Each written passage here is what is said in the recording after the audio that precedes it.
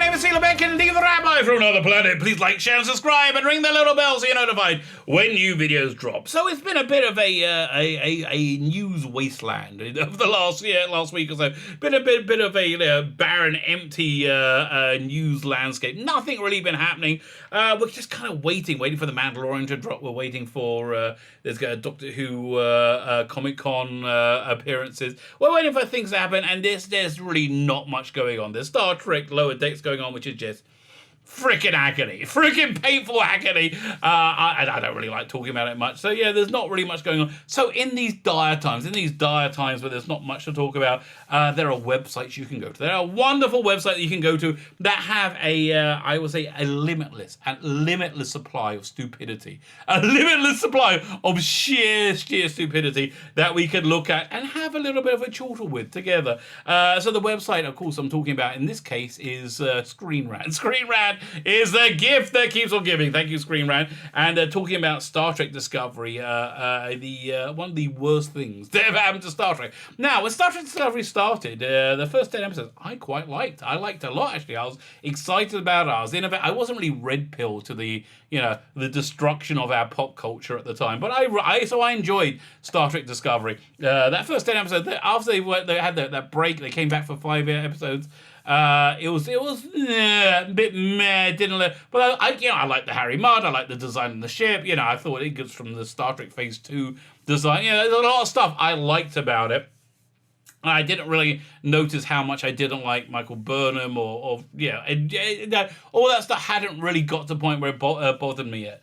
So Screenrant, that was the bit of Star Trek Discovery that they hated. So the only bit that I found in any way watchable is the bit that they hated. That's what we're going to talk about today. But before we get there, before we start looking at this article, we're going to ask you guys: can you hit the like button? Can you hit that share button? But mostly, can you hit that subscribe button? Hit that subscribe button today. Make a rabbi happy. Now, what happens if you make a rabbi happy? Well, firstly, he smiles. He smiles. Rabbis get happy, so we smile. We are humans too.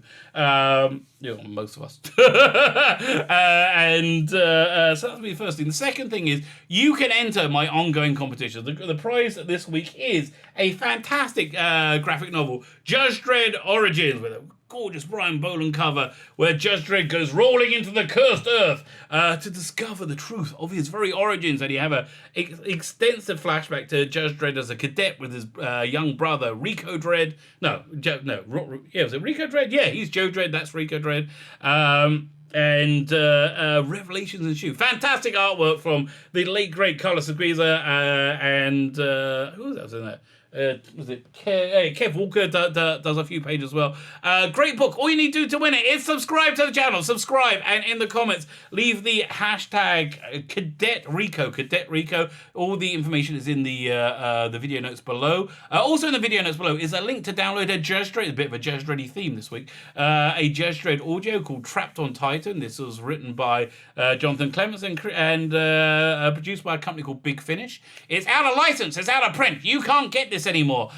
So go ahead and click the download. If Big Finish ever gets their license back for it, go ahead and buy yourself a digital copy. If you download it and enjoy it, or if you download it and enjoy it, just go to bigfinish.com and buy yourself a budget release. They've got stuff there for $1.99, and it's all good. It's all really good.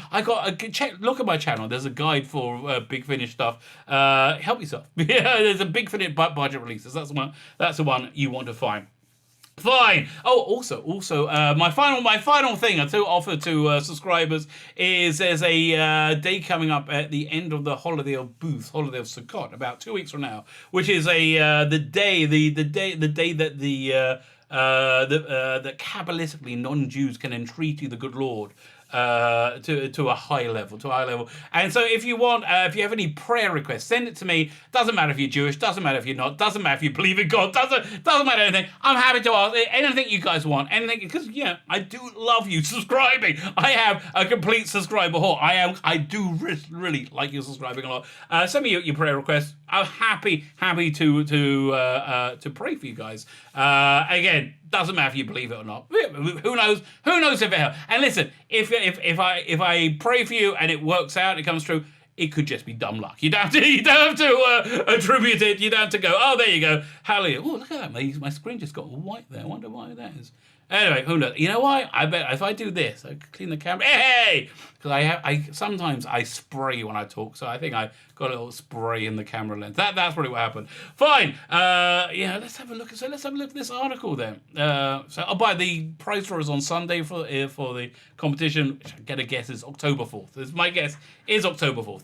Star Trek Discovery season 1 premiere is weak but gets better. No, I think the premiere was good and it gets weaker until it gets to season 2, which was freaking awful. Season 2, episode 1, it starts off terrible and gets worse and worse and worse. I like Anson Mount. He was good. The Spock was terrible. The Spock was absolutely terrible, especially when he shaved his beard. At least when he had his beard, he looked kind of Spockish. Once he shaved his beard, you're like, what's that? It looked like cosplay Spock. Okay. Star Trek Discovery Season 1 is now on CBS. Yeah, because nobody's going to pay for this crap. Nobody's paying for it. And they're like, well, we got to have some content. We can't make new TV shows. By the way, why can they make Grey's Anatomy, right, which my daughter is really excited about? Why can they make Grey's Anatomy, but they can't make Survivor? Survivor is like the only thing on CBS that I watched. And it seems to me you should be able to socially distance on a freaking desert island, put them in a capsule, you give them 2 weeks quarantine, and then you go. Really? I mean, you're on a desert island. Really? How hard is that? I don't know. Anyway, but that's the way it is. And also, some fans can finally see it without a paywall. Yeah, nobody cared. Nobody cared, and they could see the first episode. Yeah, they put the first episode on TV anyway. They should have put the first 2 episodes. It was a 2-parter. That would have made sense. And again, I like, lots of real Star Trek fans. I'm not really a hardcore Star. I've seen every episode of Star Trek, plus the fan-made ones. Star Trek Continues, Star Trek Phase 2. So I'm not like a hard. I'd say like for me, the reinvention of the Klingons that worked. They look Klingon-y to me. A lot of stuff. I just kind of liked it. So I thought it was good. But again, I didn't start to notice just quite how awful it was until the second season.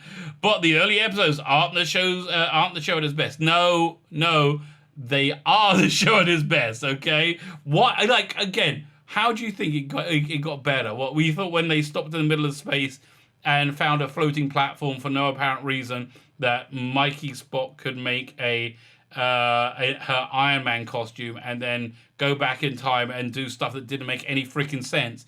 That was better. I guess. Okay. So on space, guess that's better.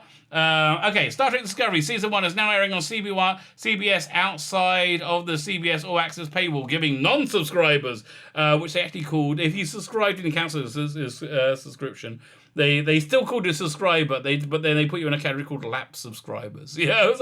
But they still counted you. That's how freaking desperate they were. The chance to finally see the new Star Trek series, since Star Trek Enterprise, and nobody cared. That was cancelled in 2005. The new show is the new and startling experience in many ways, because Star Trek Discovery took the bold chances that defied both fan expectation and established canon. Not in the early episodes. In fact, those early episodes struck me as wild, clever reinvention, while sticking reasonably close. I always assumed it was in a parallel universe, right? It was in a different. And I think other than the costumes, it all felt very Star Trek-y. And I think all that came from Brian Fuller. That first 10 episodes came from Brian Fuller, which who knows his Star Trek. And he's actually a really good TV producer, maker. I'm pretty sure those costumes they used in season 2 for Enterprise, were the costumes he wanted to use, right? Because they had that bright vibrance, which is the real hallmark of his TV show. So canon. While visually stunning, okay, I'll give it that. Star Trek Discovery Season 1 premiere, the Vulcan Hello, is a bit of an unnerving experience. Why? But with the new series about to begin season 3, which looks awful, it does get much better. No, again, explain. You kept saying the same thing over again. Now I want to hear you substantiate this opinion in some way. Excuse me for being pedantic. You say it doesn't make it true. Setting Star Trek Discovery as a prequel, happening a decade before Star Trek: The Original Series, was just one of the series' early controversies. I don't see why it's controversial. Discovery is also the first Star Trek series where the captain isn't the main character. Again, I thought that was a clever idea. But again, that's when Brian Fuller had the clever idea, as opposed to, what's he called again? Kurtzman, who is talentless. The talentless Alex Kurtzman. He's probably very good at office politics. But then first going, instead, the show's central heroine is Commander Michael Burnham, who's essentially the captain now, right? I mean, yeah, okay, so Nico Green, whose performance is absolutely awful, especially season 2. Season 2, we had episodes of them all sitting around crying as she nobly sacrifices herself and fails.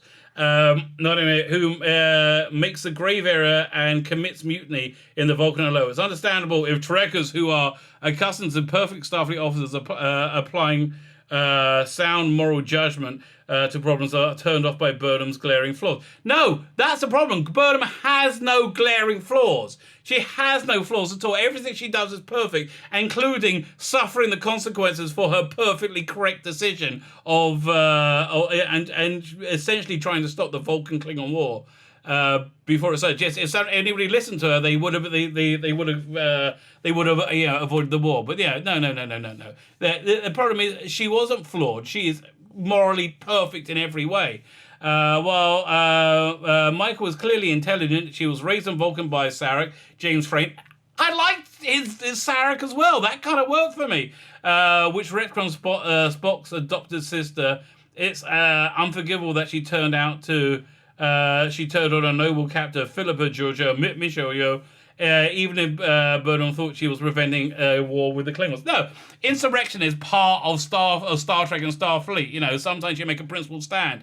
There was a movie once called Star Trek Insurrection. You maybe heard like a freaking movie called it. Yeah, here's the problem with Star Trek Discovery. It's made by people who hate Star Trek, know nothing about it, and they don't like you because you like Star Trek. You know, that's really the problem in a nutshell. The other problem is they're part of this group of people who had their face melted by elections not going the way they wanted. Yeah, they all like the people from Indiana Jones. Yeah, at the end where the covenant opens up and it's beautiful. Yeah, that's what happened after these 2016 elections. Star Trek Discovery's unwelcome revamp of the Klingons. Yeah, a lot of people didn't like it. For me, it was fine. It's the biggest problem with the series. It's and it isn't truly remedied. Everything would have been fine if you made the show good. Everything would have been fine if you made the show good. But the problem is, it's not. It wasn't very good at all. And, you know, I did see what they, on a very surface level, they tried to address the fan criticisms. But because they don't understand Star Trek, they were unable to address the criticism. Yeah, Star Trek Picard had a similar problem in that they created this show, which was nothing like Star Trek, right? Because they created the show essentially for Patrick Stewart. So, you know, who also shares their insanity that the world is ending. And so they created a show, and then the licensees who they needed them to sign off on the show said, this is garbage. No one's going to want this. And so they said, well, let's do something Star Trek fans would like. And they put in lots of member bearers, lots of member bearers. And they think that's what Star Trek fans want. No, they wanted something that had the essence of Star Trek, which this doesn't. This just absolutely doesn't. While interesting Klingon characters do emerge in season 1's progress, keep an eye on the albino Klingon Vok, who again, everything that came from Brian Fuller, I think was good. I like Vok. I thought that was kind of the albino Klingon, the Klingon science of Klingons. I liked all that stuff, but again, all that reeked of Brian Fuller, right? Star Trek Discovery's bold and thoroughly alien vision of the fan favorite warrior race is a hard sell. It was fine. Again, if it wasn't crap, it would be fine. These Klingons not only violate established canon, but Star Trek, again, it violates canon in so many ways. I just put it in my head canon, it was in a different universe. But of course, the morons who make it said, no, it's got to be the same one. But Star Trek Discovery 1 also ignites the Klingon War that was hitherto... Hitherto? I thought it was Hitherto. Hitherto unheard of by Trekkers. No, there was an incredibly cool fan movie that was going to be made called, what was it called again? An Axanar that looked freaking awesome. I was going to say awesome. Looked freaking awesome. Yeah, if CBS had any ounce of intelligence, they would fire Kurtzman. They would go to an Axanar and said, "Here's a budget. Make it. Put it on. Make it for our platform." And that actually would do quite well. It would have done quite well. Unfortunately, not. Unfortunately, the Klingons are the main villain of Star Trek Discovery season 1. And they are Kurtzman's the main villain, I think, in the main part of the series into season 2. Although they become de-emphasized, because again, season 2, they're just making it up as they go along. Badly. Still, a fascinating Klingon subplot does emerge in that ties into later classic, the original series, The Trouble with Tribbles. How? I can't. You see, I don't even remember because I'm so. Oh wait, wasn't that one of the short treks which was truly awful? That was designed to make men look terrible while making the captain. The worst, it was this female captain, the worst captain ever in Starfleet. It's also strange that the pilot episode of Star Trek Discovery didn't introduce the titular starship, the USS Discovery. Yeah, I can see that more of a Kurtzman idea. Instead, the action takes place on Juju's starship, the USS Shinzo. Juju herself is a classic Star Trek captain, a wise explorer, philosopher, whose English isn't really very good, who will fight when needed, but Lieutenant Commander Saru, Doug Jones, her Kelpian science officer, who was great until they gave him this really weird backstory that makes no sense in season 2. Is a curious alien who openly expresses fear and suggests retreat in the face of Klingons. Yeah, that wasn't so good. Although Doug Jones got away with it. You know why? Because he was good. That's really what you need. You need to be good. These are further chances that Star Trek Discovery takes, but the characters do grow and change. Yeah, they get worse and worse. They just do, and they are very different by the start of season 3. Yeah. Tilly is like is season 1 the one where Tilly is.